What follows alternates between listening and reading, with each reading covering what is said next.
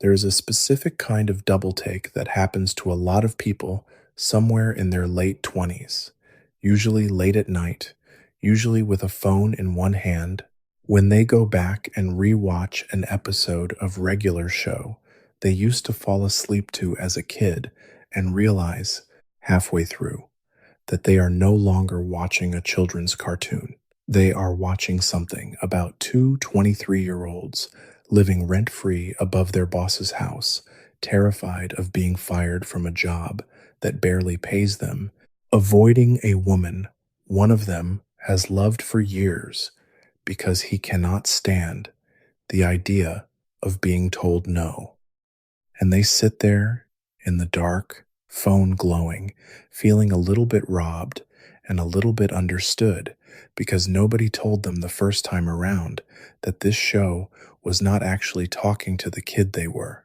It was talking to the adult they were going to become. Tonight, we are going to sit with that feeling and figure out exactly where it comes from, because the answer is not a vibe. It is a paper trail. It runs through banned broadcasts, a creator's own words, a student film with acid and nudity in it, and a finale that ends with a main character dying in a way the show never takes back. I am Velvo, and tonight's video is here to do one job, which is to help you fall asleep while we prove, piece by piece, that regular show was never really made for children at all. Get comfortable. Turn the lights down. If you have not subscribed yet, it helps more than you would think. Let's get into it. Think about what it actually looked like on the surface. A blue jay and a raccoon, both 23 years old, mowing lawns and trimming hedges at a public park run by a talking gumball machine. Bright colors.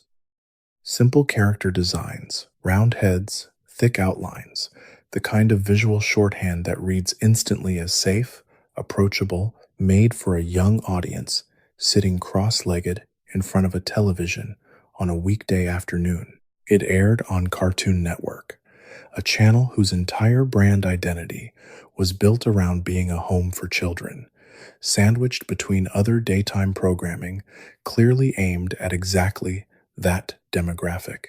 Every external signal told you this was a kid's show. The rating on screen said otherwise the moment you actually looked at it, but almost nobody looks at the rating.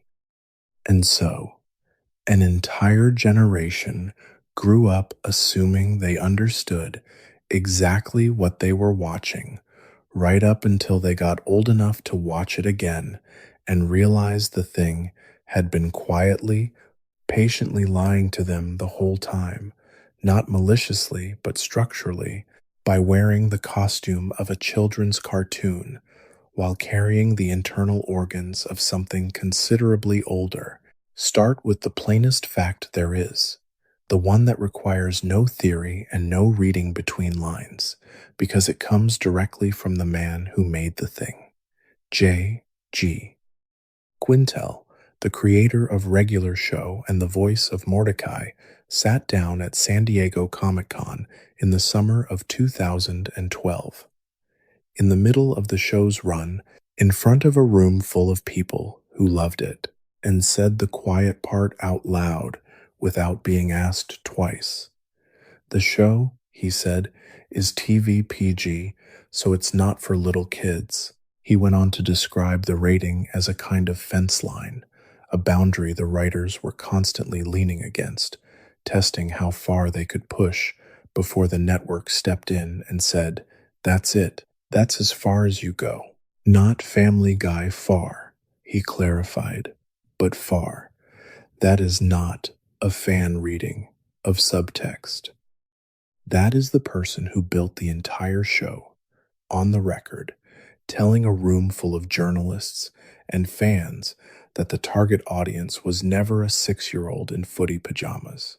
And it lines up with something else Quintel said in that same conversation, which is that Cartoon Network at the time tracked the show's viewership up through the age of 14, which is itself an admission that the intended ceiling of the audience was never meant to be a preschooler. 14 is not a little kid. 14 is closer to the beginning of the audience the show was built for than the end of it. And then there is the detail that quietly reframes the entire viewing experience if you actually sit with it. Quintel mentioned, almost offhandedly, that roughly a third of Cartoon Network's total audience at the time was adults, not children accompanied by adults. Adults watching a channel branded for kids because shows like this one were being made, in his words, for ourselves. That phrase is worth pausing on before we move anywhere else tonight because it is doing more work than it sounds like it's doing. Making something for ourselves is a completely different creative act than making something for children and hoping adults tolerate it in the background. It means the writer's room was not asking, what would a 7-year-old enjoy? It was asking, what do we, in our late 20s and early 30s, actually find funny, actually find true, actually want to see animated? Kids were allowed in. They were never the point. There is a second detail buried in that same conversation worth pulling out on its own because it tells you something about how the writer's room actually thought about its own creative process rather than just its audience math.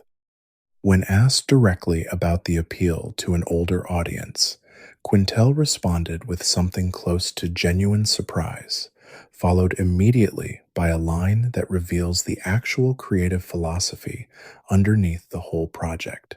That he and the rest of the team were, in his words, all just making it for ourselves, and that it felt great to learn adults liked it too, because, as he put it, you want to be able to watch stuff with your kids and not feel like you're talking down to them. That framing matters because it inverts the assumption most people bring to a Cartoon Network show without ever examining it. The assumption is that a network cartoon is built primarily for children, with occasional jokes tossed in as a courtesy for whichever adult happens to be in the room. Quintel is describing the opposite process. A show built primarily around what its adult creators found genuinely funny and genuinely true that happened to also be watchable by children because nothing in it was actively harmful or incomprehensible to them, rather than because it had been calibrated downward to their level in the first place. Those are two entirely different design philosophies, and only one of them produces the specific texture of humor, grief, and romantic complication that ended up filling 8 seasons of this show. It also helps to place regular show inside the fuller history of shows that have occupied this exact same uneasy territory before it, because the pattern is old enough that it has its own name in critical writing about the medium. Rocko's Modern Life and Ren and Stimpy both aired decades earlier under Nickelodeon's supposedly kid-focused banner, while carrying content dense enough with adult humor, and, in Ren and Stimpy's case, violence intense enough that later home releases and spin-off material required an explicit adult rating to accommodate material the original broadcast had already been quietly implying. Writers covering the broader phenomenon of adult content hidden inside nominally kid-focused animation have pointed to several recurring reasons creators have historically taken this approach. The dual audience appeal of engaging parents watching alongside their children, a general cultural assumption that animation is inherently harmless and therefore escapes the level of scrutiny live-action programming receives, and a straightforward desire on the part of animators and writers to infuse their own adult experiences and sensibilities into work that technically airs under a children's banner. Every one of those explanations maps cleanly onto what we know about regular show's actual production history. A creator openly stating the show was made for its own adult team first, a network willing to let the show push right up against the edge of its rating, precisely because animation, as a category, tends to receive less scrutiny than equivalent live action content would, and a finished product dense enough with adult humor, adult grief, and adult economic anxiety that it required active, ongoing intervention from broadcast standards departments on multiple continents just to keep it inside the boundaries those departments considered acceptable for children. Regular Show did not invent this pattern. It inherited it, refined it, and then, over 8 seasons, pushed it about as far as a nominally general audience American cartoon block was willing to let it go. It is worth being honest, too, about what all of this does not mean, because the argument tonight is not that Regular Show was some kind of secretly explicit program masquerading in plain sight, waiting to be exposed as scandalous. That would overstate the case and misrepresent the show. The vast majority of its runtime is exactly what it appears to be on the surface: bright, silly, kind-hearted, genuinely funny, built around a friendship that a viewer of almost any age can appreciate without needing to catch a single one of the adult-coded details. This video has spent the last while cataloging. Children who grew up watching Regular Show were not being exposed to anything genuinely harmful, and nothing in the record here suggests otherwise. What the evidence actually supports is something quieter and, in its own way, more interesting: that the show's creative center of gravity, the place its writers' instincts naturally lived, was calibrated to an adult sensibility from its very first inherited character designs onward, and that the show's kid-friendly surface was a layer built on top of that center, not the center itself. A young viewer got a complete, satisfying, age-appropriate experience watching Regular Show. They simply were not getting the whole show.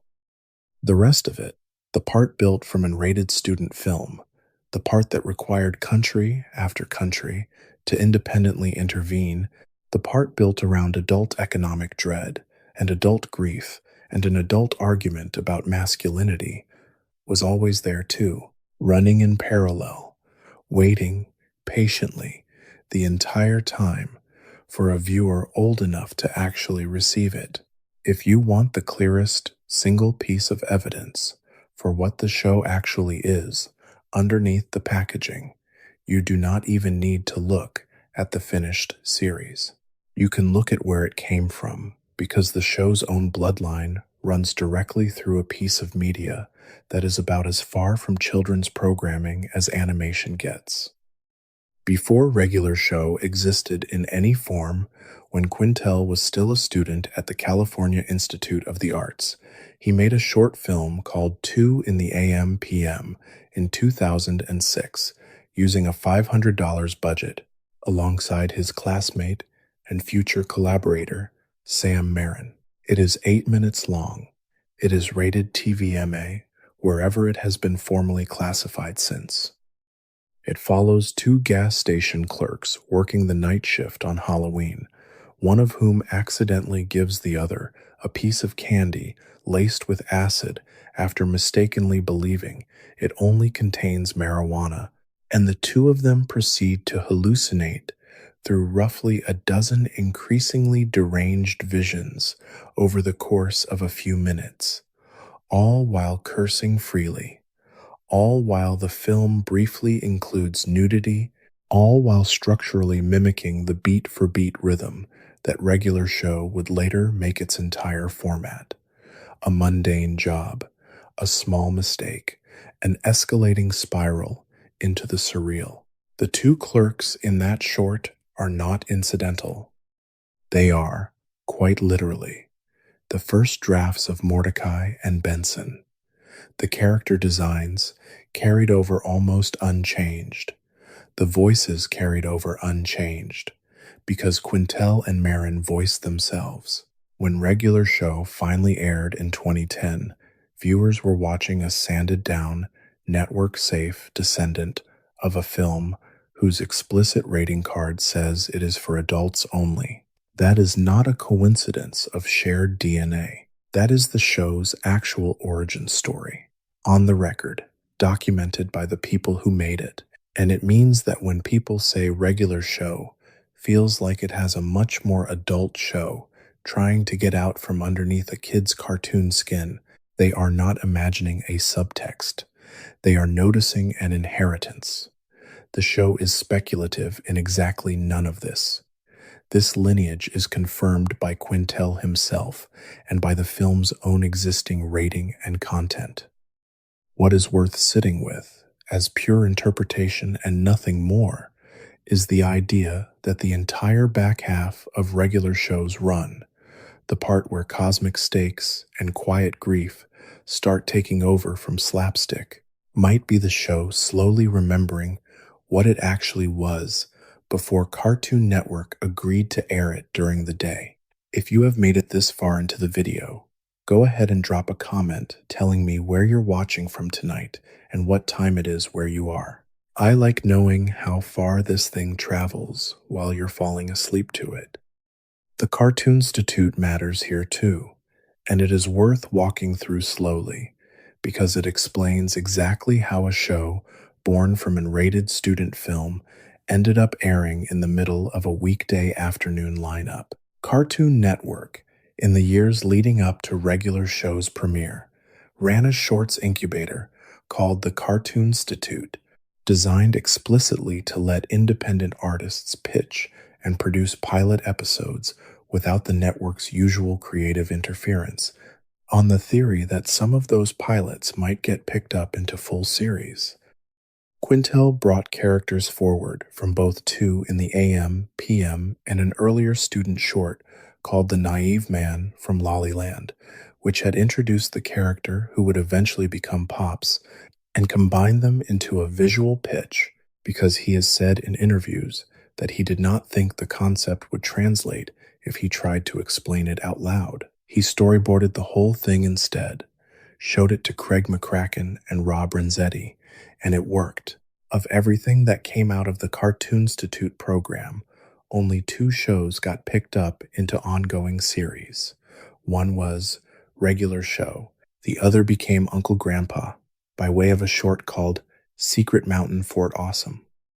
Every other Cartoon Institute pilot, made under the same explicit promise of creative freedom, never saw daylight as a series at all. What that tells you is that Regular Show was not conceived from the very beginning inside the guardrails of children's programming.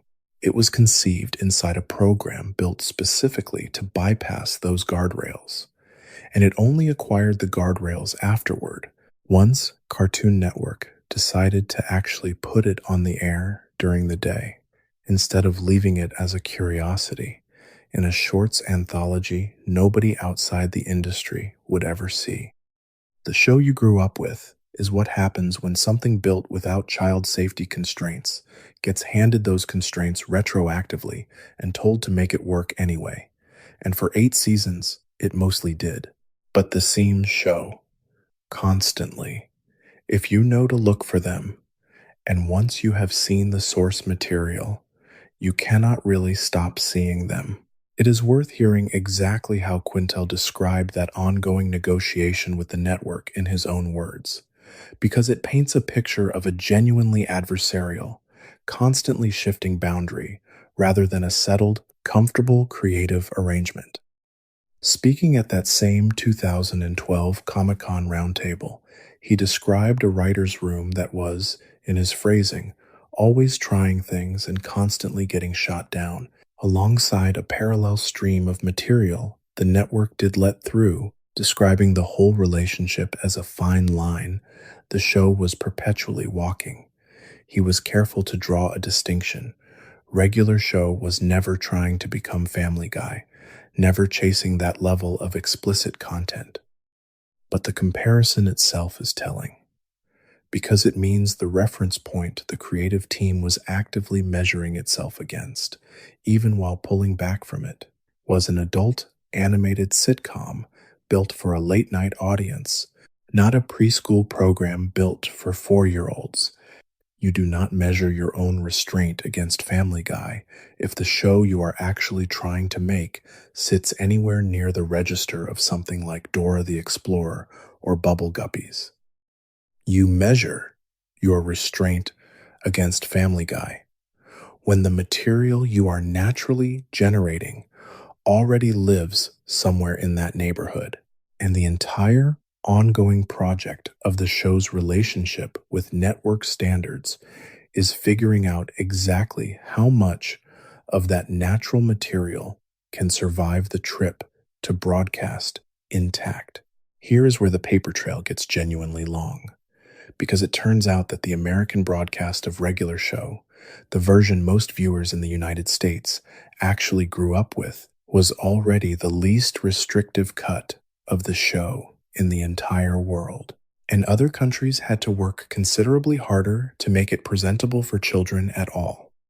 In the United Kingdom, Cartoon Network aired a version with an accumulating list of edits that grew stricter as the years went on. In the very first episode of the entire series, The Power, a line where Mordecai and Rigby call each other assholes was changed in 2 separate stages over the years, first softened to whole, then eventually cut down even further so the word disappears from the exchange almost entirely. Later episodes had entire scenes removed. In Party Pete, the UK broadcast cut a sequence where the title character is shown humping a door, cut his breasts being visible, cut him grinding against a trio of women, and removed the line, "suck on this," from a scene involving a promotional ice sculpture. In Grave Sights, a scene showing Skips's breasts during a transformation had to be reframed with a tighter camera angle so they would not be on screen. In Under the Hood, Rigby's line about Benson's crank, used as an innuendo, was changed to a version that removes the word entirely. In Terror Tales of the Park, a Season 1 episode, a UK-specific edit muted the sound of Muscle Man's zipper opening and cut the dialogue. Skips is going to be so surprised when he comes in and sees us totally naked, along with Benson's response and Muscle Man's disappointed "aw, don't turn on the lights." That same episode had a line cut where Rigby jokes, "I think we just screwed Skips," alongside Mordecai's response, "and ourselves." In TGI Tuesday, a full sequence involving Starla and Muscle Man kissing, including close-up shots of their tongues, was edited down, and a shot of Starla's tattoo that would have revealed part of her body was frozen on a still frame instead of allowed to play. In multiple episodes, the word pissed was replaced with ticked. Morons became idiots, and while you were dead became the far gentler while you were unconscious, which tells you something interesting on its own, because it means the UK broadcasters considered the word dead, applied casually to a main character, to be too much for the intended audience, even though the American broadcast used it constantly and without comment. Beyond the UK, in Hungary, Poland, and Romania, an entire episode called "The Unicorns Have Got to Go" was banned outright, officially cited for extreme violence, crime, death, and sexual innuendo, though the exact reasoning has never been fully confirmed by any single official source. And some corners of the fandom speculate it may have simply been the gross-out humor that tipped the scale, though that particular explanation remains unverified speculation rather than documented fact. In Australia, episodes were banned or heavily re-edited for reasons ranging from bullying references to sexual content to horror elements, with several episodes eventually receiving censored re-releases only after initial total bans. In the broader Asia-Pacific region, An episode called Brain Eraser was refused broadcast entirely, cited for a high concentration of both sexual references and content related to seizures. And another episode, More Smarter, was refused broadcast due to references to drugs and alcohol, combined with a high volume of insults and threats throughout its runtime. None of this happened to a show that was actually built from the ground up with a 6-year-old as its primary audience. Shows built for 6-year-olds do not generate a global patchwork of country-specific censorship logs this extensive. They simply do not contain the material in the first place. The fact that this list exists, documented across multiple fan-maintained censorship wikis with specific time-stamped edits, tells you that the American version people grew up with was already the loosest possible cut, and every other country had to do additional work just to bring it down to something they considered appropriate for children, which strongly implies the baseline American version was never actually calibrated for children to begin with. It was calibrated for American broadcast standards, which is a very different and considerably looser bar. Widen the lens on that list a little further, because the sheer variety of reasons different countries gave for cutting the show is itself telling. It was not one single recurring issue, easily patched over with a single blanket policy. It was several distinct categories of adult content, all present simultaneously, all needing separate handling in separate territories. In Rigby's body, the word turds had to be replaced with the far gentler British insult planks before UK audiences could hear it. In an episode dealing with a were-skunk transformation, a shot of Skips's exposed chest during the change had to be reframed specifically because it read as female-coded nudity once the transformation occurred, requiring the same kind of careful camera cropping used elsewhere in the series. In Russia, an entire episode called The Real Thomas was banned specifically for political reasons because its plot, involving the character Thomas being revealed as a Russian spy, was judged too sensitive given the geopolitical climate at the time of broadcast, which meant that even in territories willing to tolerate the show's sexual innuendo and violence, a completely different category of content, political characterization, became the sticking point instead. In the Asia-Pacific region specifically, standards teams were documented replacing words like crap, piss, and turd with substitutes like crud, teig, and plank as a matter of routine practice, which tells you the underlying American scripts contained that vocabulary often enough that the substitution became a standing procedure rather than an occasional one-off fix.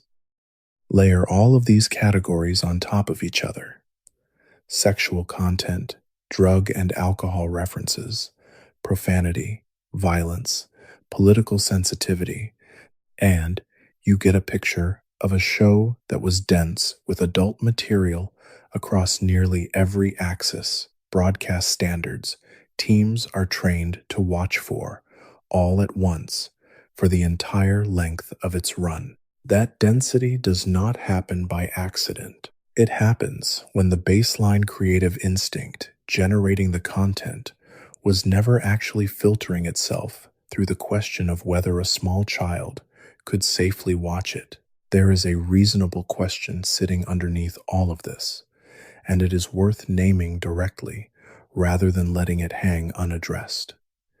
If the show was built with an adult sensibility from its very origin, why disguise it inside the visual and structural packaging of a children's cartoon at all, rather than simply placing it on Adult Swim the way its own creative ancestor, in spirit if not in name, might have belonged there? Part of the answer is almost certainly practical.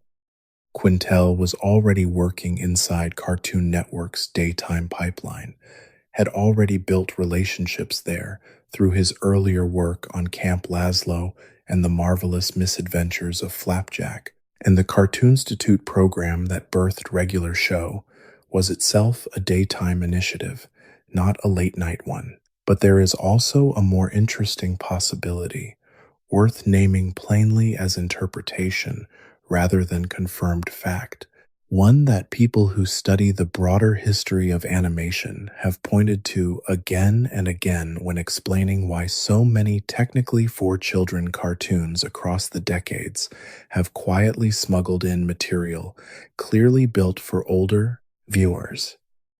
Animation, historically, has been granted a specific kind of institutional leniency, a background assumption from broadcast standards, departments, and casual viewers alike that cartoons are inherently for kids and therefore inherently safe, an assumption that leaves more room for genuinely adult material to slip through simply because nobody is looking as closely as they would at a live action program carrying the same content.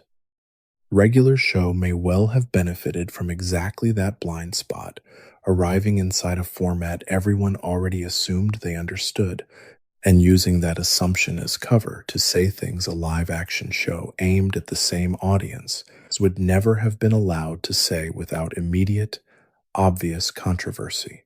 Underneath all of that surface level content, though, underneath the swearing that got bleeped and the innuendo that got cut, there is a structural fact about the show's premise itself that almost never gets discussed as the adult content it actually is, probably because it does not look like adult content. It looks like a workplace sitcom setup. But sit with it for a second the way you would sit with a real situation instead of a cartoon one. Mordecai and Rigby are 23 years old at the start of the series. They are groundskeepers. They live, unpaid or nearly unpaid beyond room and board, in a house owned by their employer on the same property where they work, meaning there is functionally no separation between their job and their home, no boundary they can retreat behind at the end of a shift. They are one bad afternoon away from being fired by Benson on a near weekly basis, and every time that threat appears on screen, the show frames it with the emotional intensity of a genuine catastrophe, not a sitcom inconvenience.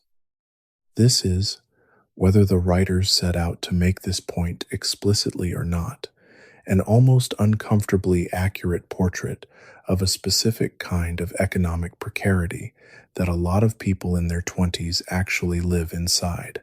Work that barely pays, housing that is contingent on staying employed, a complete collapse of the line between your job and your home, and a pervasive, low-grade fear of losing the whole fragile arrangement over something small. Real psychological research on what has come to be called the quarter-life crisis describes almost exactly this cluster of conditions.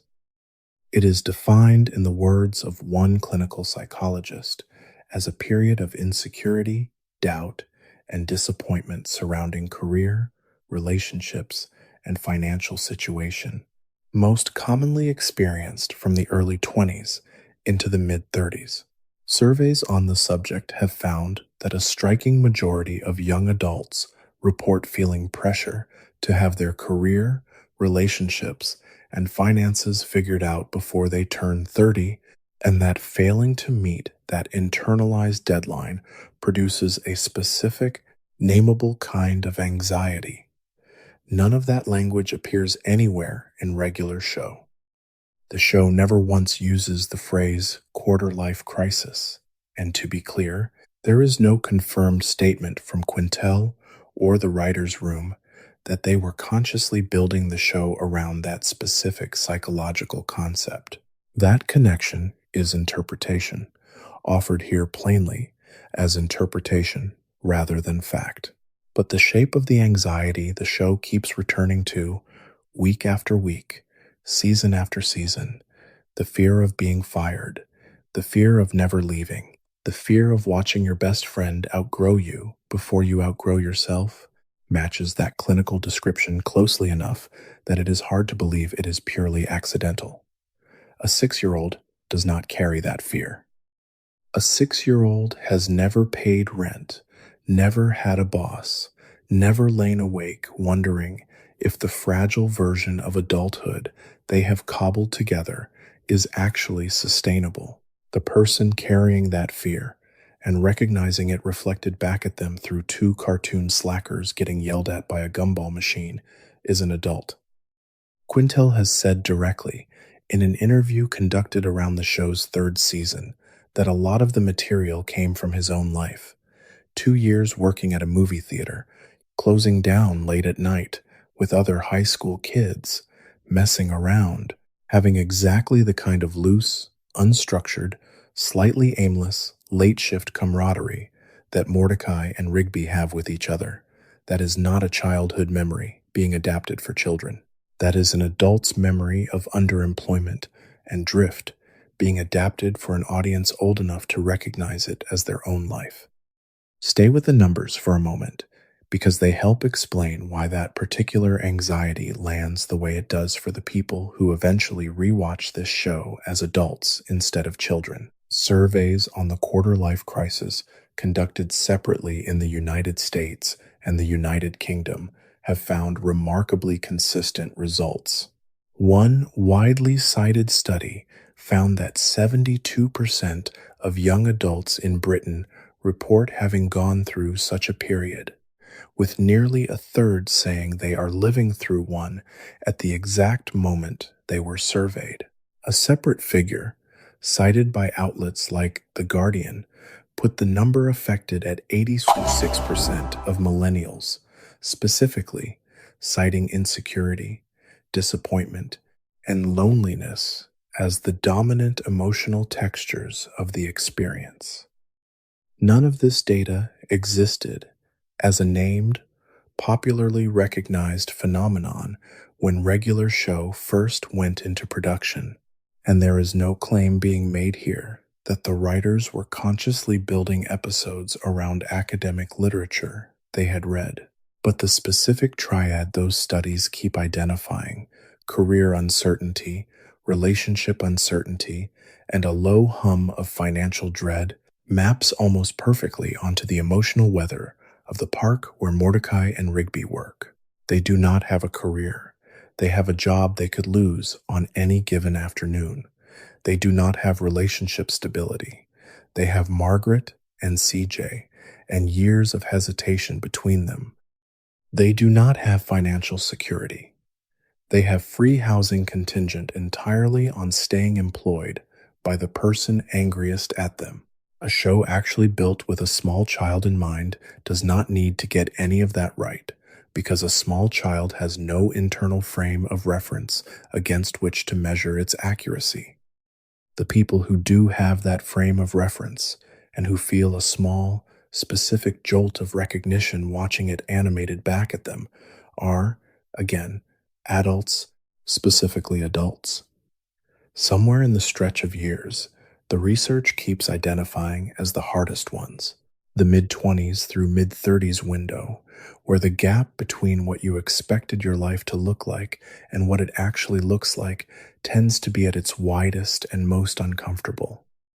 The romantic material in the show follows the same pattern, and it is worth walking through slowly because it is one of the places where the show's emotional register most clearly does not match what people assume a children's cartoon is supposed to be doing. For a large portion of the series, Mordecai is in love with Margaret, a robin who works at the coffee shop near the park, and the writing around that relationship does not play out like a children's crush narrative, all blushing and simple misunderstandings resolved by the end of an episode.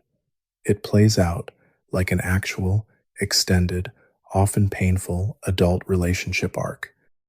Mordecai spends multiple seasons too afraid to even admit his feelings to her directly, which the show treats not as cute avoidance, but as a genuine character flaw with real consequences, something that costs him chances, costs him time, occasionally costs him his friendship with Rigby when the two of them clash over how Mordecai is handling it.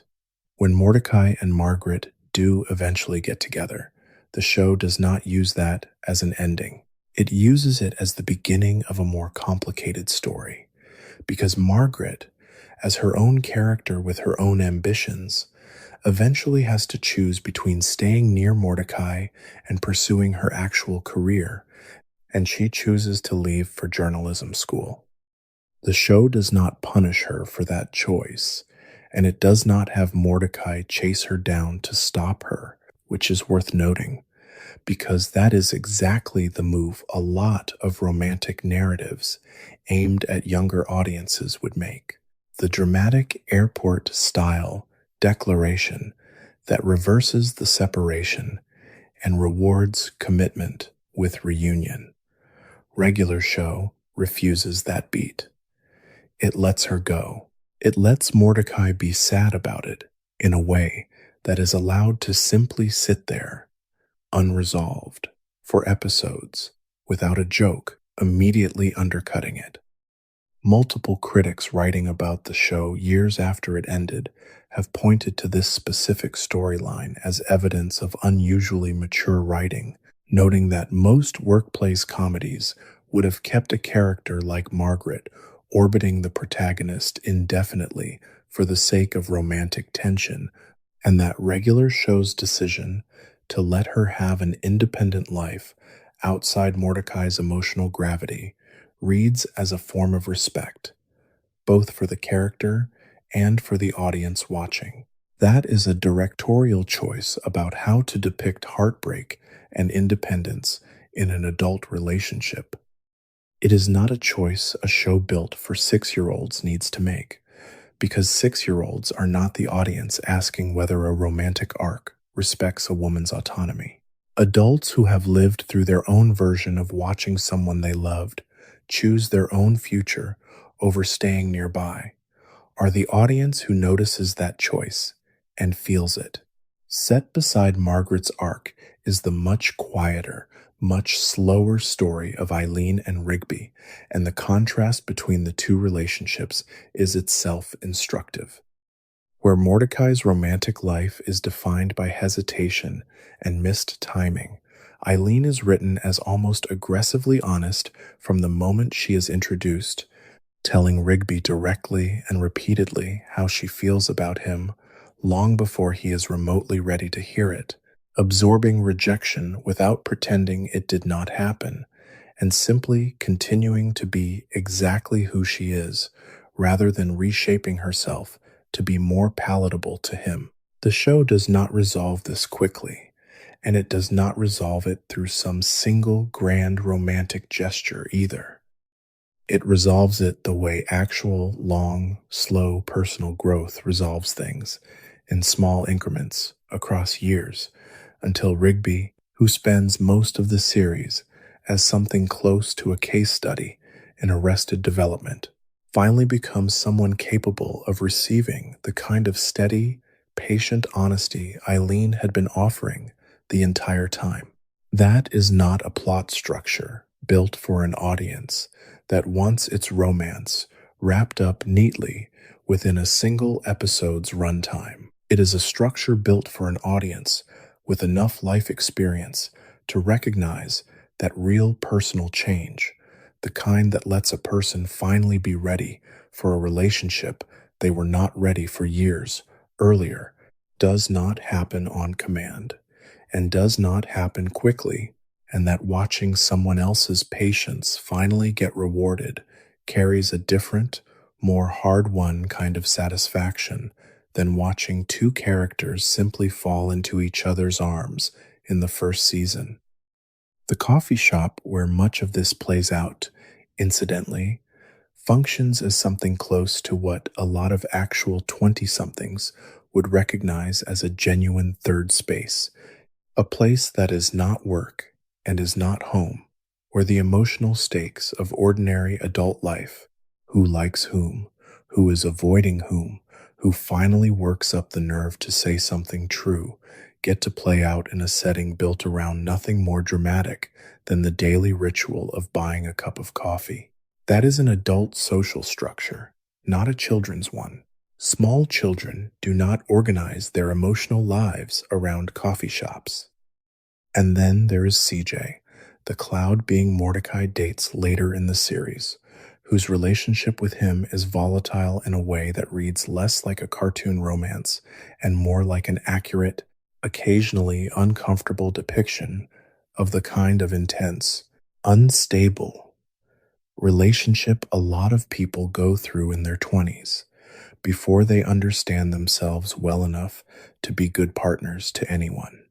The show does not resolve that relationship neatly either.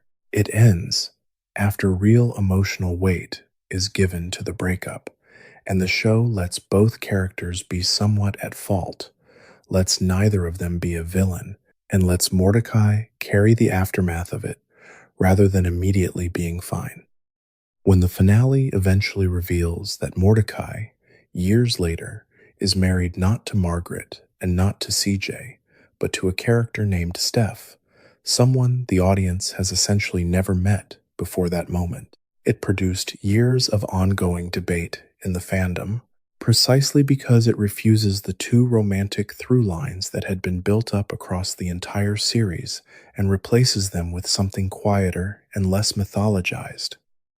There is a reading of that choice, offered here as interpretation rather than confirmed authorial intent, that the show is making a genuinely adult argument that the person you spend your 20s agonizing over is very often not the person you end up building a life with, and that growing up sometimes means arriving somewhere you could not have written into the story yourself if you had tried. Whether or not the writers intended that exact message, the mechanics of the choice, refusing fan service resolution in favor of something messier and more true to how adult relationships actually tend to unfold, is not a storytelling instinct aimed at children. Children's media overwhelmingly rewards the couple the audience has been rooting for the entire time. Regular show declines to do that, on purpose, and lets the ambiguity of real adult romantic life stand instead. The show's handling of grief deserves its own attention, because it does not treat loss the way children's programming conventionally does. Softened, distanced, filtered through metaphor, so the actual weight of it never quite lands. Muscle Man's storyline involving his father, Muscle Dad, whom the show treats as a beloved, almost mythic figure throughout much of the run, culminates in an episode dealing with his death that multiple critics and fans alike have singled out as one of the most genuinely sad moments the series ever produced. Not sad in a cartoonish, exaggerated way, but sad in the plain, quiet way real grief actually feels. The show lets Muscle Man cry. It lets the joke stop. It does not rush to restore the status quo by the end of the episode the way a lot of children's programming is structurally obligated to do. And this is not an isolated instance.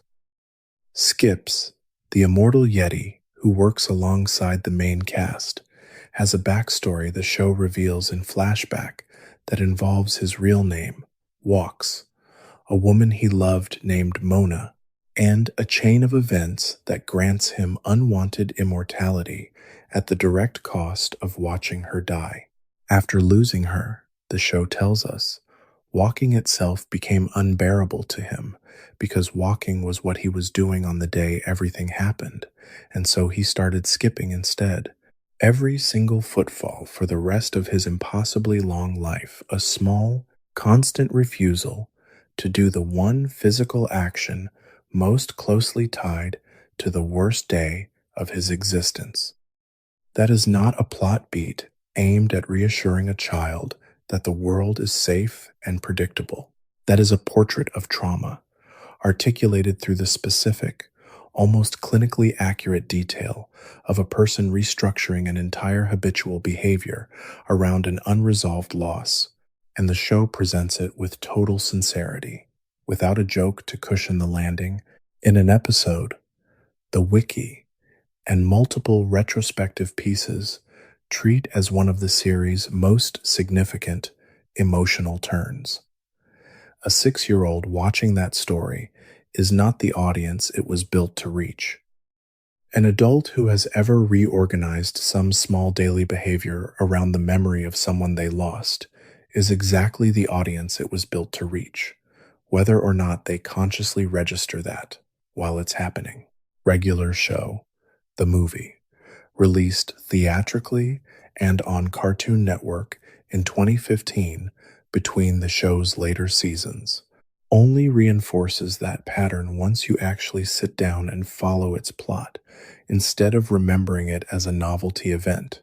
The film is built around a piece of time travel that forces Mordecai and Rigby to go back and fix a mistake made in high school, one that has, by the time of the film's present day, grown into a threat capable of unmaking the future entirely. Strip away the science fiction mechanism, and what is left is a story about how a small, careless decision made as a teenager can metastasize across years and come due decades later, at a moment when the person who made it is old enough to actually understand what it cost. That is not a premise a small child processes the way it is intended to land. A child does not yet have a decade of accumulated small mistakes to look back on with dread, does not yet know what it feels like to watch some offhand choice from years earlier reach forward and rearrange the present. An adult does. The film's entire emotional engine depends on the audience already carrying that specific kind of retrospective anxiety, the sense that the person you were years ago is still, in some quiet way, running the version of your life you are currently living, and that recognition is not something the writers needed to explain, because it was never meant for someone too young to already feel it.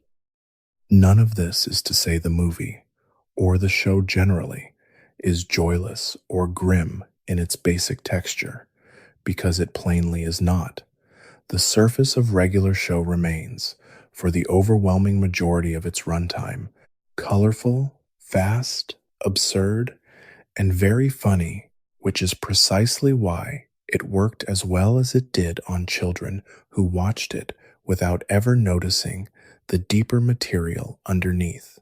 That is worth stating plainly, because the argument here has never been that Regular Show is secretly a grim, joyless show masquerading as a comedy. It is that comedy was the outer layer, the part built to be legible and entertaining to viewers of any age, while the load-bearing emotional structure underneath, the grief, the economic dread, the romantic disappointment, the mortality, was built for people old enough to actually carry that weight. Children got the jokes, adults got the jokes, and everything sitting quietly beneath them. Death himself, as a recurring character, deserves mention here too, because the show's casualness about him is itself a kind of tonal admission.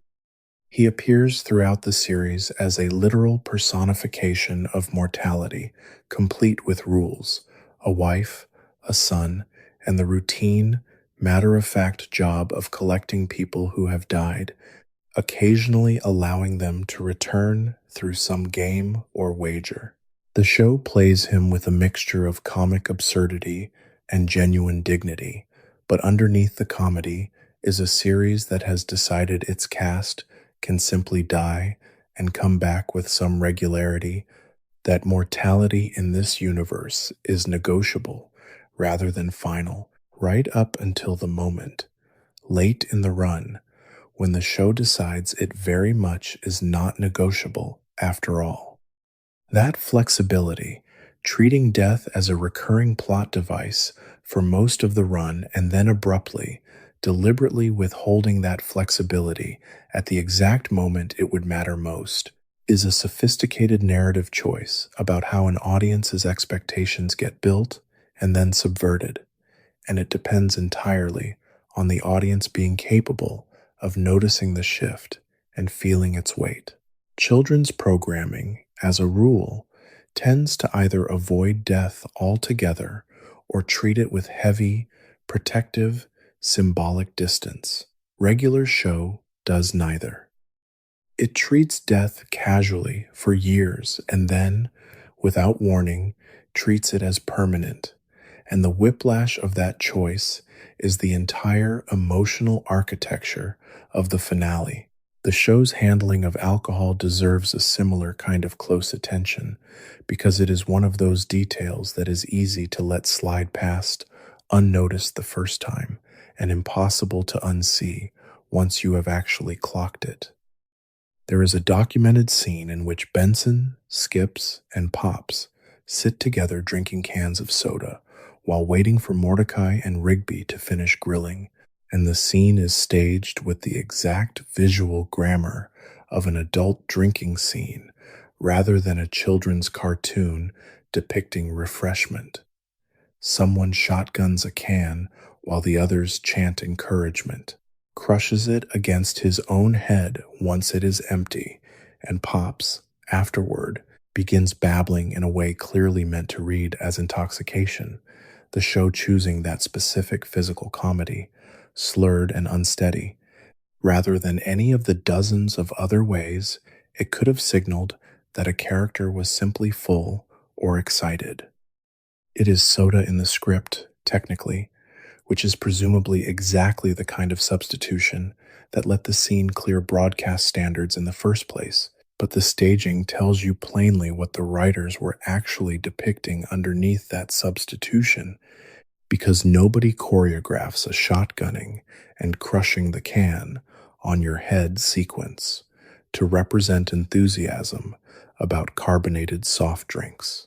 That is adult party behavior, filmed and blocked exactly the way adult party behavior gets filmed and blocked, wearing the thinnest possible disguise to get past a standards note.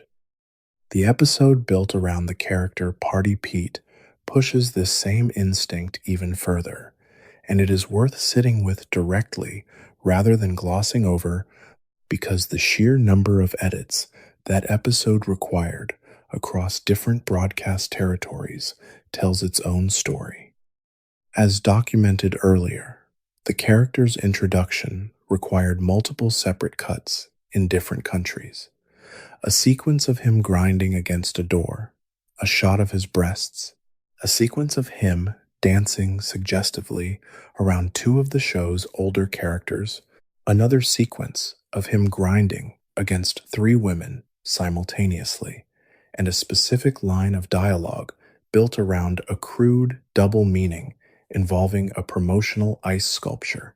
That is not one throwaway gag that slipped past a tired standards editor on a Friday afternoon. That is an entire episode built, structurally, around an adult party archetype, a character whose comedic identity is explicitly rooted in excess, indulgence, and sexualized behavior, developed with enough specificity and repetition that broadcast standards teams on multiple continents, each independently, decided it needed substantial intervention before children could safely watch it. A show that stumbles into one adult joke by accident does not generate an episode that requires this many separate, distinct edits. A show that builds an entire character concept around adult indulgence, confident enough in its network relationship to push that concept all the way to broadcast, generates exactly this kind of censorship footprint, and Party Pete generated it in full. The masculinity theme raised earlier is worth returning to with a little more specificity, because naming the pattern in the abstract undersells how directly the show stages it in individual episodes. Consider the arc that leads to Mordecai finally telling Margaret how he feels. The show does not let this happen in a single triumphant scene early in the run. It spends years building Mordecai's avoidance as an actual character flaw with real costs, has him lose opportunities because of it, has Rigby call him out on it directly and repeatedly, has other characters express open frustration at watching him waste time he does not actually have. That structure, patience rewarded only after real narrative cost has been paid, is the structure of a story about the specific difficulty of emotional honesty for men who have been taught, implicitly or explicitly, that admitting how you feel is a kind of exposure. Muscle Man's arc follows the same shape from a different angle. His identity, for most of the series, is built around a performance of toughness that the show consistently reveals to be theater, someone who cries easily and loves deeply underneath a persona built entirely around invulnerability, and the show's decision to let him finally mourn his father openly without immediately cutting to a joke functions as the payoff for years of established contrast between what Muscle Man performs and what Muscle Man actually feels. None of that thematic architecture requires a children's audience to function. It requires an audience old enough to recognize the specific shape of performed masculinity from the inside, because they have either lived inside it themselves or watched someone they love live inside it, which is, again, a description of adult experience rather than childhood experience. Because the finale is where all of this converges, and it is worth walking through slowly, because it is the single clearest piece of evidence in the entire series that this was never children's television at its core. In the back half of the show's run, the audience learns, through a reveal the wiki documents plainly as confirmed canon, that Pops, the gentle, senile-seeming man with the lollipop-shaped head who has functioned for years as comic relief and emotional ballast, is not human at all. He is one half of a pair of cosmic beings born to maintain the balance of the universe, and the other half is an antagonistic mirror version of himself named Antipops, whose actual name is revealed to be MLM Cronus, and who has apparently been trying to destroy reality since long before reality existed in any recognizable form. In the finale, Pops travels into space, confronts Antipops directly, and ends the entire conflict by pulling both of them into a destructive embrace inside a star. He dies. Now, the show does not soften that outcome. It does not undo it in a following episode, does not reveal a loophole, does not bring him back through one of the game-based mechanisms the series had relied on for years to reverse death. It simply lets him be gone, and then jumps forward in time to show the remaining cast as adults, with families, with careers, with the long, quiet years they were only able to earn by surviving the day Pops did not. That is the ending of the show that a lot of people watched as children. A main character, one of the gentlest, most beloved figures in the entire cast, sacrifices himself permanently on screen, with no reversal, no resurrection, no comforting narrative safety net. Some fans have theorized, and this is worth flagging clearly as unconfirmed speculation rather than anything the show or its creators have stated outright, that because Pops is a cosmic being, he might in some sense be reborn somewhere, and that the small, peaceful smile he gives right before the confrontation is the smile of someone who knows he is coming back. Nothing in the text of the finale supports that reading directly. The show frames the death as final, and the emotional structure of everything that follows, the grief the cast carries, the way the tone of those closing episodes goes quieter and more subdued, only works if the loss is real. A show built primarily for small children, one where the network's core concern is protecting that audience from unprocessed loss, does not generally end its flagship narrative with the permanent death of a beloved lead character and then simply let the silence sit there. Regular Show does exactly that, and it does it on purpose, and it trusts its audience to be able to sit inside that silence without needing to be rescued from it. That trust is the trust you extend to people old enough to have already lost something real. Look closely, too, at what the show actually decides counts as a happy ending once it reaches that time skip, because the specific shape of the reward it hands its characters is itself a quiet argument about who the show believed it was talking to the entire time.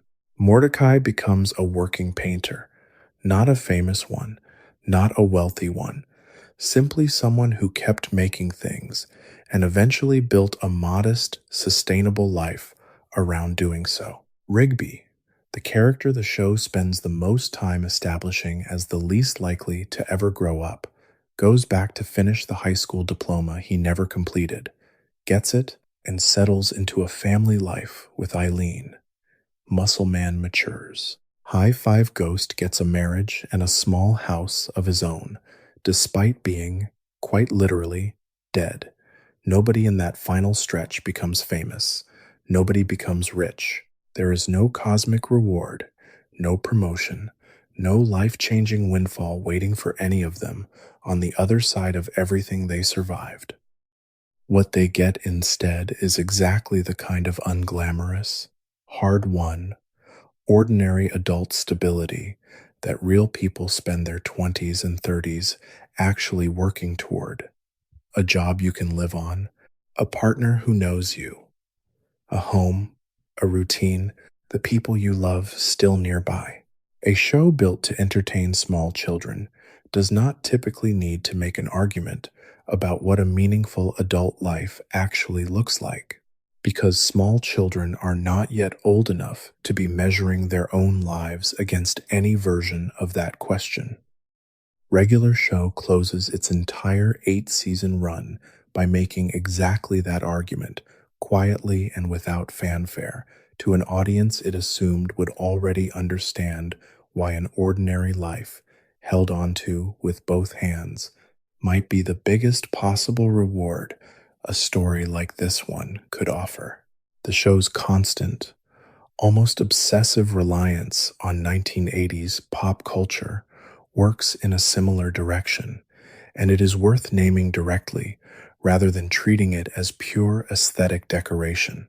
Mordecai and Rigby play video games with graphics that belong to an earlier console generation than the one that would have actually been current for two 23-year-olds during the show's original broadcast. Years. They watch movies on VHS. They admire hair metal. The show never fully explains this anachronism, and TV tropes and other fan-maintained references have noted it plainly as a stylistic choice rather than an in-universe explained detail, leaving it genuinely ambiguous whether the characters are meant to be unusually nostalgic or whether the show's version of the present simply still runs on those cultural artifacts. Either way, the material being referenced constantly throughout the series, the specific games, the specific bands, the specific tone of 80s action movies, is drawn overwhelmingly from a decade that predates the birth of the show's actual child viewers by 20 or 30 years. A 6-year-old watching the show in 2012 has no independent relationship to that material at all. It lands, for that viewer, as pure abstract silliness, familiar only because the show has taught them to find it funny in context, with none of the underlying nostalgic charge intact. For an adult watching alongside that child, someone who grew up with exactly the games, movies, and music being referenced, those same jokes carry an entirely different emotional frequency, a small private hit of recognition layered directly on top of the surface-level joke. The show built an enormous share of its comedic texture out of material that only fully functions on its intended emotional register. For a viewer old enough to have actually lived through the era being referenced, which is, once again, a description of the adults in the room rather than the children. There is a reading of that finale, offered explicitly here as interpretation and not as confirmed authorial statement, that treats the shape of Pops's arc as something close to a Christ-shaped narrative, a figure born into a fight he did not choose, raised gently by a substitute parent who hides his true nature to protect him, sheltered by an entire community who loves him without fully understanding what he is, and who ultimately offers himself up in an act of sacrifice that resolves the central conflict and, in a sense, saves everyone around him. The show never states this comparison directly, and there is no interview on record where Quintel or any other writer confirms it was a conscious template. But the resonance of that particular story shape, one of the oldest and most recognizable narrative structures in human storytelling, is not something you accidentally end up building unless you are working with material and stakes weighty enough to naturally gravitate there. Cartoons built to entertain small children for 11 minutes at a time do not typically require that kind of narrative gravity because the stakes they are managing are, by design, much smaller and much more reversible. Regular Show, especially in its final stretch, was working with stakes that needed a story shape that heavy to hold them, and that alone tells you something about who the show believed it was actually talking to. It is also worth pausing on the show's relationship to masculinity, because this is one of the places where critics writing well after the show ended have identified something that feels less like an accident of a workplace comedy and more like a deliberate, sustained argument. The main cast is overwhelmingly male, the friendships are overwhelmingly male, and the show returns again and again to a specific emotional pattern. Characters who struggle to say what they actually feel, who perform toughness or indifference as a shield, and who are only allowed real growth once they manage to say something true out loud to someone they love. Mordecai eventually tells Margaret what he actually feels. After years of avoidance, Rigby eventually stops blaming everyone else and owns his mistakes. Muscle Man eventually mourns his father openly instead of hiding behind bravado. High Five Ghost eventually commits fully to a relationship instead of drifting through one. Pops, in the largest possible version of this pattern, eventually accepts the full weight of what he actually is, instead of retreating permanently into confused, comfortable innocence. None of these are jokes by the time they land. The show treats each of them with a level of sincerity that stands in real contrast to the surrounding chaos and slapstick, which is itself a writing choice, earning the emotional beat by contrast rather than undercutting it. A reasonable interpretation, again offered plainly as interpretation rather than fact, is that the show is quietly using its cartoon premise to smuggle in a sustained meditation on what it costs young men, specifically, to learn how to feel and express things honestly, using the absurdity of the surrounding plot as a kind of wrapping paper around something considerably more serious underneath. Whether or not that was the explicit intention in the writer's room, the pattern holds consistently enough across 8 seasons that it does not read as coincidence, and it is not a pattern a show is likely to build if its actual audience is a 6-year-old who has not yet encountered the specific adult difficulty of learning to be emotionally honest with the people you love. Before we zoom out, it is worth sitting a little longer inside the show's own broadcast history, because the scheduling alone tells a story that almost nobody who grew up watching Regular Show ever thought to look at. A show with an uncomplicated identity as children's programming tends to get a stable, protected time slot, usually somewhere in the after-school or Saturday morning window, and tends to keep it because that stability is part of how a network signals to parents that a given block of programming is safe and predictable. Regular show's time slot history looks nothing like that. Documented programming records show the series being shuffled repeatedly over the years, at one point nearly vanishing from the schedule entirely for a full month, appearing only as occasional movie filler before eventually being pushed into a narrow evening window, and then, by 2015, squeezed into an even narrower slot between 7:45 and 8 in the evening, the only time of day the network was willing to air it at all, outside of new episode premieres. That is not the scheduling pattern of a flagship children's program. That is the scheduling pattern of something a network was quietly uncertain how to place, something that did not fit comfortably into the daytime block built for younger viewers, but also was not being routed to the network's separate late night adult programming block either. It sat, for years, in an unclear, half acknowledged middle position, and the schedule shows that discomfort in a way no single joke or line of dialogue ever could. A network does not accidentally treat its content this inconsistently.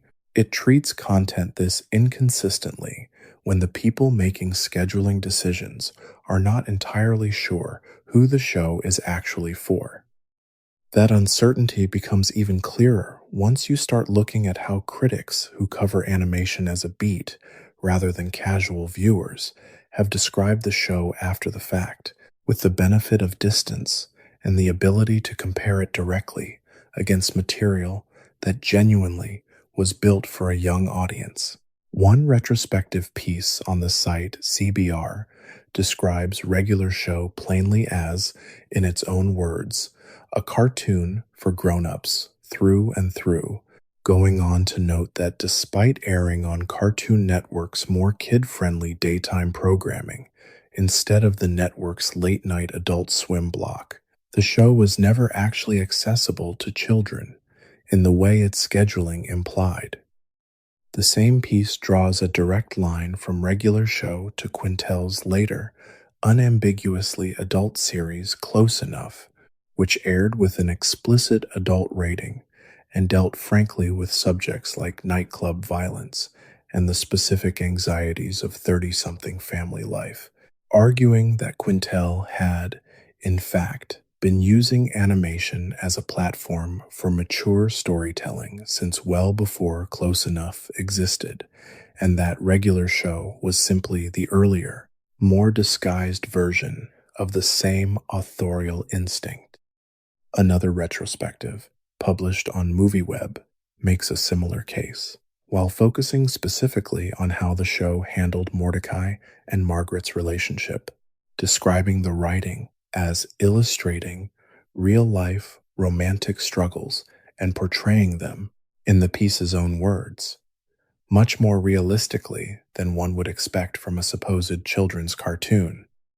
A third piece from the same outlet frames the show's entire identity around the phrase treading the line between kid and adult entertainment, explicitly comparing it to the earlier generation of shows like Rocko's Modern Life and Ren and Stimpy that occupied the same uneasy space on Nickelodeon decades earlier, shows whose original ratings, at the time, drew direct comparisons to material parents should probably have been paying closer attention to.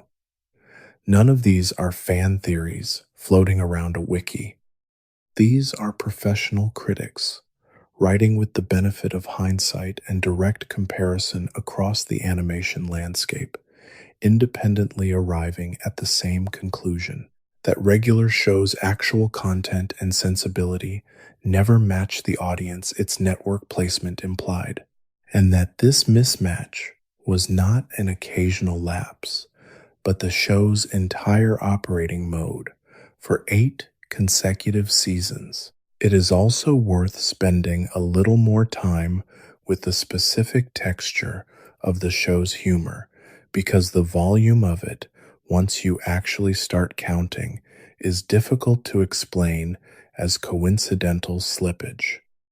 The recurring gag where Muscle Man begins a sentence with, "You know who else," and ends it with a reference to his mother relies, in more than one instance, on a setup built entirely around sexual innuendo.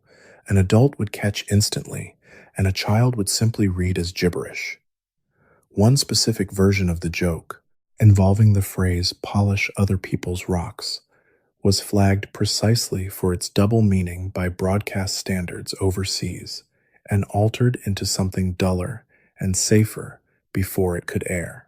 Elsewhere in the series, Starla is introduced as a mud wrestler, and the show does not shy away from actually depicting a mud wrestling match between two women on screen, staged with exactly the kind of visual framing that later required broadcast standards teams in multiple countries to intervene.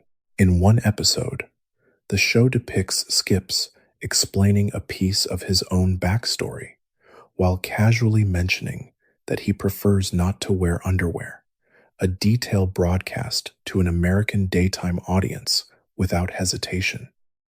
In another, the visual gag of Muscle Man and Starla running toward each other in slow motion before an extended kiss, complete with visible tongue movement, was significant enough that overseas censors trimmed the actual kiss down frame by frame rather than simply cutting the scene outright, implying the editors judged the content itself, not just the pacing, to be the issue. None of this reads as a handful of jokes that slipped past standards and practices by accident over 8 years. It reads as a writer's room that understood exactly what it was doing, calibrated to a specific adult sensibility, occasionally reined in by network notes, but never actually starting its comedic instincts from a child's frame of reference in the first place. A show built primarily to entertain small children does not generate this particular category of joke this consistently, because the writers of that kind of show are working from a completely different set of instincts about what is funny in the first place. Regular shows writers were working from what made them, in Quintel's own words, laugh. The show's relationship to its own recurring structure of games, wagers, and challenges deserves attention here too, because it is one of the clearest places where the show's stakes quietly exceed what a genuinely child-appropriate show tends to risk. Across the series, an enormous number of conflicts are resolved not through straightforward problem solving, but through a contest of some kind. A race, a bet, a board game, a video game tournament, an eating challenge. One of the most fondly remembered instances of this pattern is the episode built around a diner challenge to finish an enormous plate of eggs within a set time limit in exchange for a trucker hat that reads, "Excellent." The show does not treat this as a lighthearted throwaway premise. It stages the challenge with the visual and emotional grammar of a genuine medical emergency, complete with a character slipping into what is depicted as a coma, an extended fever dream vision sequence, and a return that the show frames with the same seriousness it might give an actual near-death experience. A show genuinely calibrated for the youngest end of its stated rating range tends to be careful about depicting unconsciousness, medical crisis, and anything resembling a coma with that degree of visual and tonal weight, precisely because those depictions can be unsettling for very young viewers in ways that are hard to predict or control. Regular Show plays the sequence almost entirely straight, using it for both comedy and real emotional stakes simultaneously, trusting its audience to be able to hold both at once without needing the intensity dialed back. That kind of trust, again, is the trust extended to viewers who already have the emotional infrastructure to process an unsettling image without it becoming a genuine source of fear, which is a description that fits an older child or an adult far more comfortably than it fits a preschooler. The show's Halloween and Christmas specials push on this same point from a different angle.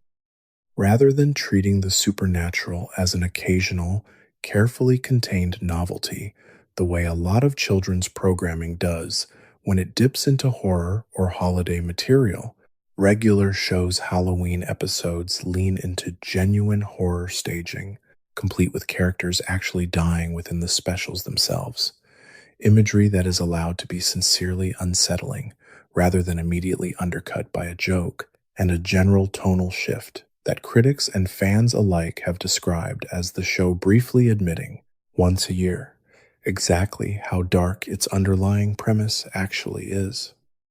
Its Christmas specials take the opposite emotional temperature but apply the same underlying logic, treating Santa Claus not as a gentle seasonal cameo, but as a figure with real, demonstrated cosmic power, staged with a level of reverence that implies the show's version of the holiday season is not simply decorative. Both choices reflect a show comfortable letting genuine intensity sit on screen without softening it for the youngest possible viewer, because the youngest possible viewer was never actually the audience the writers were picturing while they built those episodes. There is also the matter of what the show is quietly saying about work and time, and this is one of the places where the argument depends less on a single documented fact and more on the accumulated weight of how consistently the show returns to the same idea. So, it is worth naming plainly as interpretation rather than confirmed authorial statement. Multiple critics and retrospective pieces have described regular show's actual pacing as unusually slow and unhurried for an action-adjacent comedy, full of long, quiet scenes of characters simply existing together, filling time, doing nothing in particular in a way that stands in sharp contrast to the frantic, joke-a-second rhythm of a lot of programming actually built for young children, where pacing tends to be fast, specifically because a young child's attention span requires it. Regular show does not write for that attention span. It is comfortable letting a scene breathe for a beat or two longer than a show chasing a 6-year-old's focus would ever risk. That patience is itself a kind of evidence, because it reflects a set of assumptions about who is on the other side of the screen. Assumptions that only make sense if the writers believed their audience could sit still long enough to actually feel something, rather than needing to be immediately re-stimulated.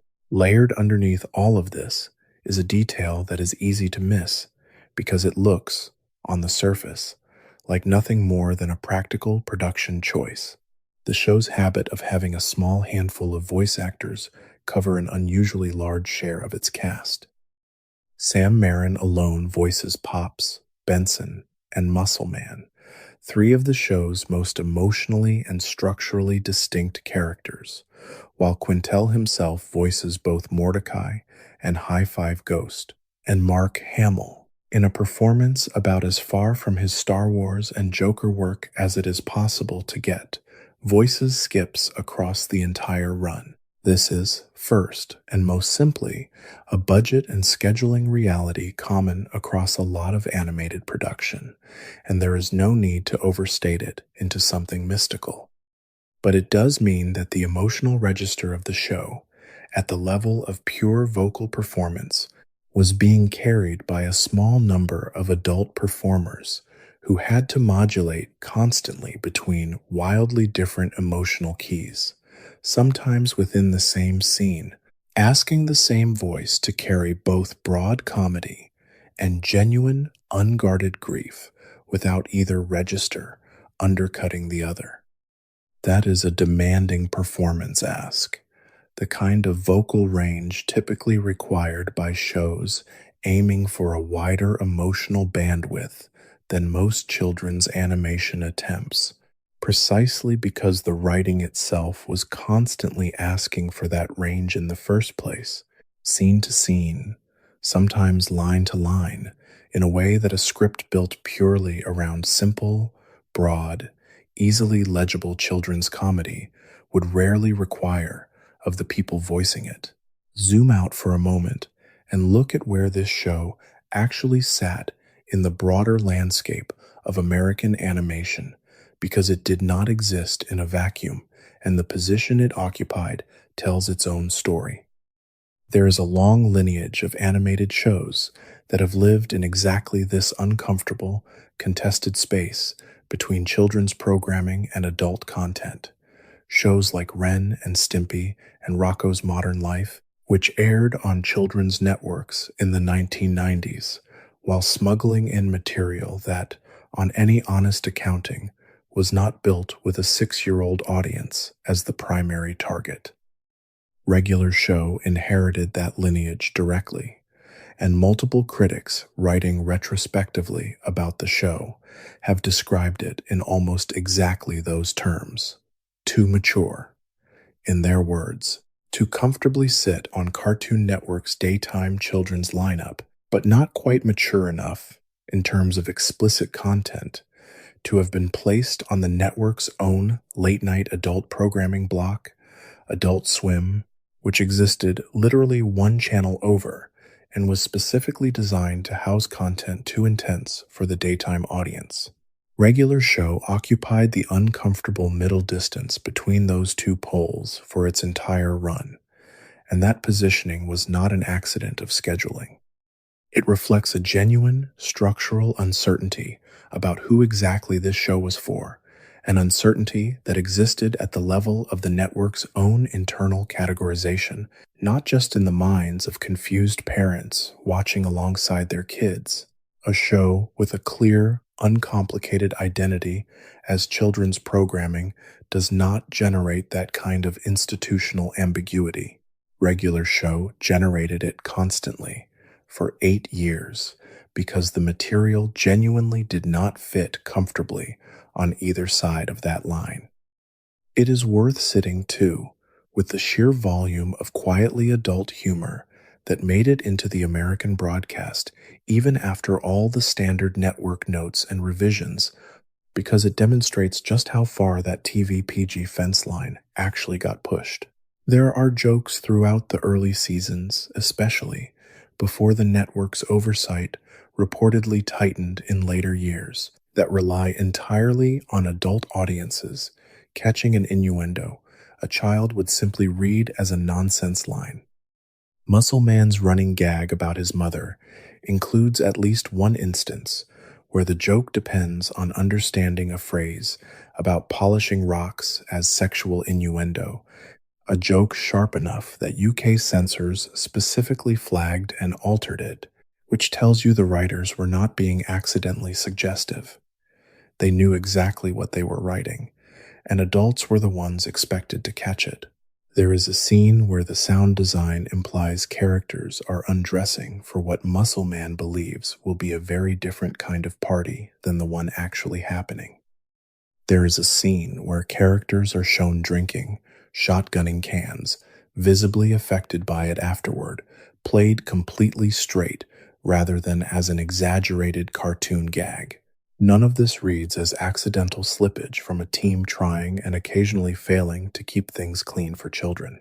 It reads as a writer's room operating with an adult sensibility as its baseline, occasionally getting pulled back by network standards, but never actually starting from a child's frame of reference in the first place. There is one more piece of evidence worth bringing in here, and it happens to be the freshest, because it comes from this year. Regular Show ended its original run in January of 2017, and for 9 years it existed only as reruns and memory. Then, in 2026, Quintel brought it back with a new series called Regular Show: The Lost Tapes, and in the press cycle surrounding that revival, he described, almost in passing, exactly the kind of audience response that had convinced him and the network the show was worth continuing. He talked about going out in public after years of relative anonymity and being recognized constantly, about a stranger comping his burger because of who he was, and, more tellingly, about meeting kids who were not even born when the original series first aired and hearing them say, unprompted, that it had become their favorite show. He also described Cartoon Network's willingness throughout the original run to let him push the show's TV PG rating about as far as it would go before the network stepped in, confirming again, years later, and from a position of much greater industry standing, the exact same claim he had made back in 2012. What that revival proves, in a very concrete and very current way, is that the audience, regular show, actually built over its 8 seasons, did not stay 11 years old. It grew up in real time alongside the show's own increasingly serious later seasons, and it kept watching, and then it kept coming back to it as adults. And then, remarkably, its own children started finding the reruns and falling for it independently, discovering a show that had never actually been simplified down to their level in the first place, encountering the same unsimplified material their parents once encountered at whatever age they happened to arrive at it. A show cannot be revived 9 years later on the strength of an audience that outgrew it. It can only be revived by an audience that never actually outgrew it, because it was never written down to a ceiling low enough to be outgrown. There is a small, almost too neat irony sitting inside the show's own title, worth naming once before we close, because it captures the entire argument of this video in 3 words: regular show. Regular, as in ordinary, unremarkable, nothing special, a phrase that sets up exactly the expectation the show spends 8 seasons quietly undercutting. Nothing about Mordecai and Rigby's actual daily experience is regular in the sense of simple or easy. Their jobs are precarious. Their romantic lives are genuinely complicated. Their friends carry real grief. Their boss's father figure turns out to be carrying the literal weight of cosmic balance on his shoulders the entire time, disguised, deliberately, as someone too gentle and too confused to be taken seriously by anyone around him.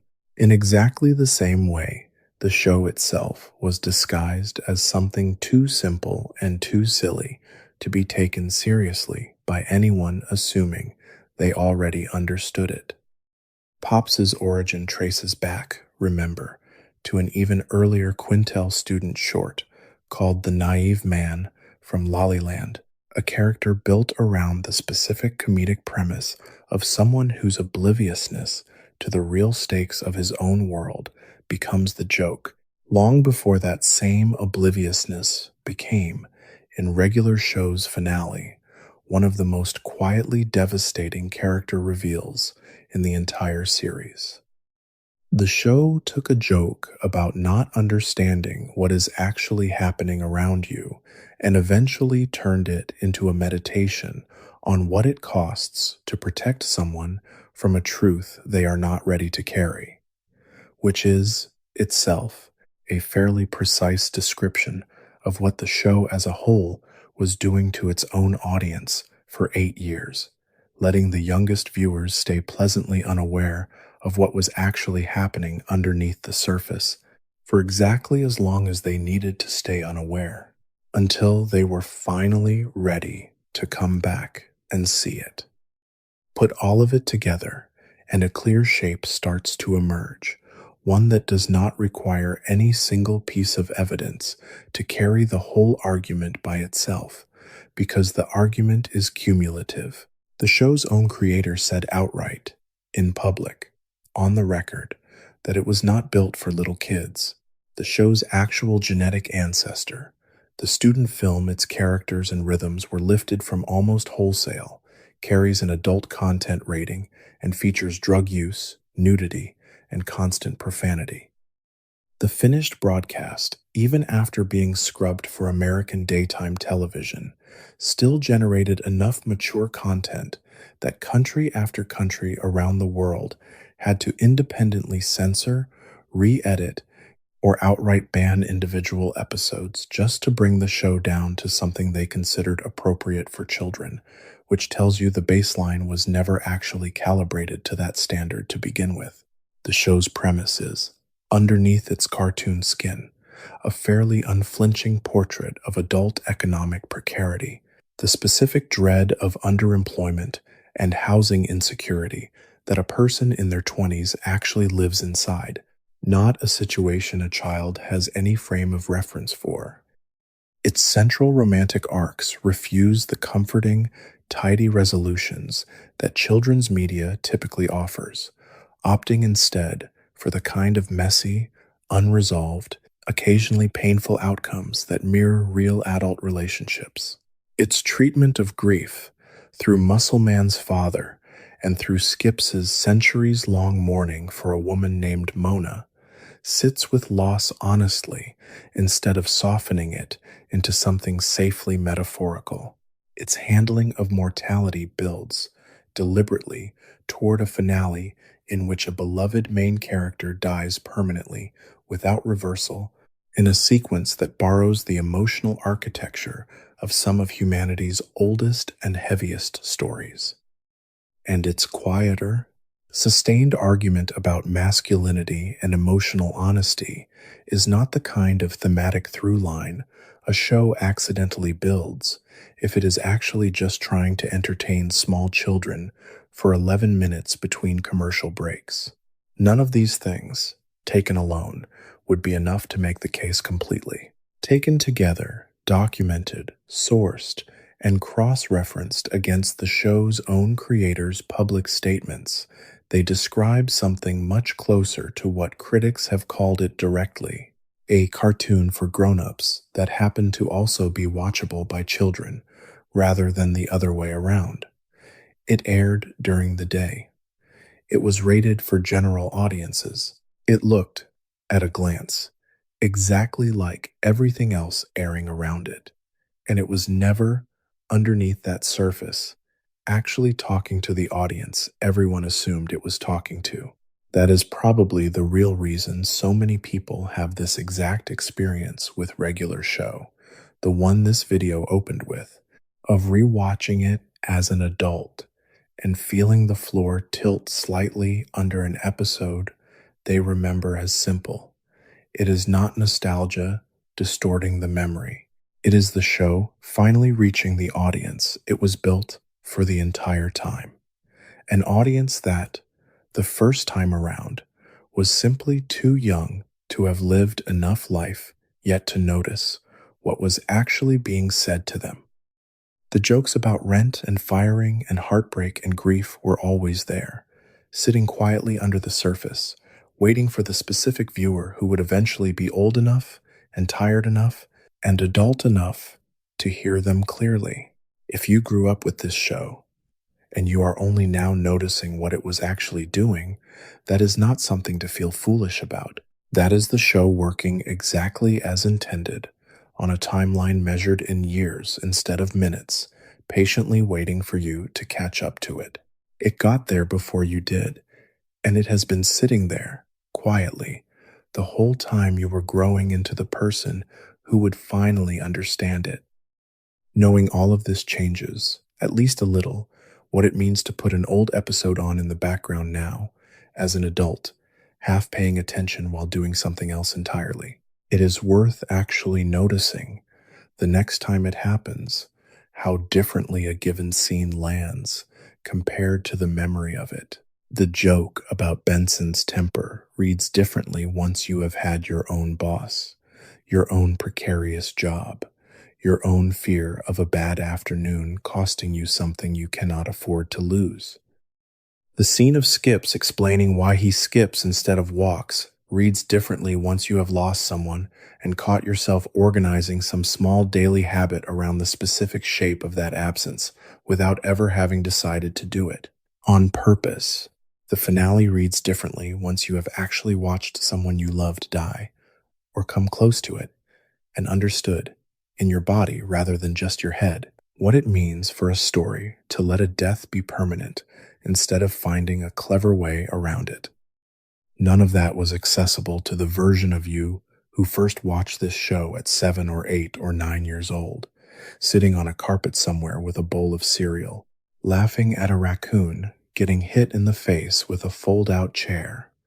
That viewer was not being lied to. They were simply early, arriving at a show that had already been built, patiently, for the version of them that did not exist yet. There is something almost tender in that, if you let yourself sit with it instead of moving past it too quickly. A piece of children's television, or something wearing the costume of children's television anyway, that trusted its audience enough to plant material years ahead of when most of that audience would be ready to receive it, and then simply waited, without fanfare, without a second version released later for grown-ups, without any acknowledgement at all beyond a single quote at a convention panel that almost nobody outside the industry ever read at the time. It let a 6-year-old have the jokes about video games and grilled cheese and Yeti handymen, and it let that same person, 20 years later, sitting in the dark with a different set of worries entirely, have the rest of it. The fear of being let go from a job you cannot afford to lose. The ache of watching someone you loved choose a life that does not include you.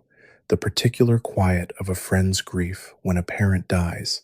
The strange comfort of watching a father figure die anyway, permanently, and the world going on regardless, softer and sadder, and somehow still worth living in. Very little media actually manages that kind of long-distance trust. Most things aimed at children stay aimed at children forever, fixed at whatever age they were built for, eventually outgrown and set aside, the way a favorite toy gets outgrown, useful for a season and then simply finished. Regular show did something rarer. It grew alongside the people who watched it, or more precisely, it had already grown into its final shape long before any of us had, and it simply stood there, patiently, letting each viewer meet it at whatever point in their own life they happen to arrive. One last thread is worth pulling before we let this rest, because it ties the economic material from earlier in the video directly into the emotional register of the finale, and it is easy to miss if you are only counting jokes and censorship logs instead of watching for structure. Across the show's run, the park itself is repeatedly threatened with closure, sale, demolition, or repurposing, and the show never treats these threats as throwaway stakes. Each time the possibility surfaces, the cast's reaction carries genuine weight, a mixture of panic and quiet grief that a show aimed purely at entertaining small children would have little reason to render with that much sincerity, because small children do not yet carry an adult-specific, learned fear of losing a stable place in the world. What the show is actually staging, again and again, across 8 seasons, is the particular dread of watching the fragile, barely adequate version of stability you have built for yourself come under threat from forces entirely outside your control, whether that force is a wealthy buyer, a corporate decision, or, in the show's later and more literal cosmic register, a war between two halves of a single divine being. The staff of the park cannot really afford to lose their jobs. They cannot really afford to lose their housing. They cannot really afford, financially or emotionally, to lose the strange, chosen family they have built around a job that barely pays. Every time the show raises the stakes of losing all of that, and then lets the characters fight, however absurdly, to keep it, it is restaging the same basic anxiety in a new costume. The fear, deeply familiar to anyone who has ever held on to a precarious adult life by both hands, of watching the whole fragile arrangement threaten to come apart, and the relief, real relief, each time it somehow does not. That is not a fear 6-year-olds carry into a television show. It is a fear the adults watching alongside them carry into nearly everything, whether they are consciously aware of it in the moment or not. And regular show kept returning to it, patiently, for 8 years, dressed up as slapstick, about a cosmic gumball machine's temper. Because that disguise was, in the end, the only way a show wearing this particular costume was ever going to get away with saying it out loud. Maybe that is what actually deserves to be called the real trick of the show, more than any single joke or any single banned episode or any single quote from a Comic-Con panel. Not that it snuck adult content past children's programming standards, though it plainly did, repeatedly, for 8 years, in ways this video has tried to document as carefully and as fairly as it can.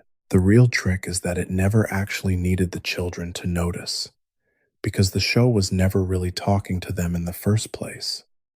It was talking past them, gently, respectfully, without ever once being unkind to the younger viewers watching alongside the message toward a future version of exactly the same audience, the version that would eventually be old enough to understand what a coma joke in a diner really costs a person, what it means to skip instead of walk for the rest of your life, what it looks like when a gentle old man with a lollipop for a head turns out to have been carrying the weight of the universe the entire time and chooses, in the end, to set it down the only way he can.